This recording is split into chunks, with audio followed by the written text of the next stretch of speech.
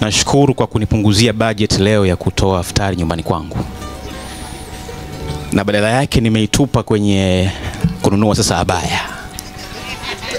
Mtihani mkubwa tulionao siku 3 hizi 4 5 mpaka siku ya Eid wanaume ni kununua abaya. Kina mama mmenunuliwa abaya? Ni mtihani mzito. Naelewa ni mtihani mzito sana, lakini hapo kuna kitu naomba kidogo niwakumbushe. Hata sisi wanaume pia tunahitaji kupewa kitu.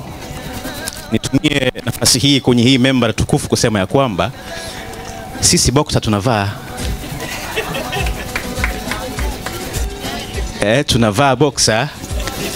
Ewa, na sisi tumenunua iftari. Nipe nikupe. Kwa kifupi ni kwamba tumefurahi kuwa hapa.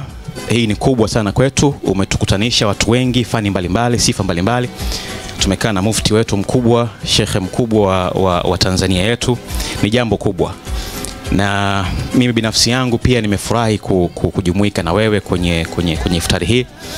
Sisi kama wasanii manake kwa hapa nina cheo hicho. Sisi kama wasanii tumefurahi kujumuika na wewe na kutuita kwenye iftari hii.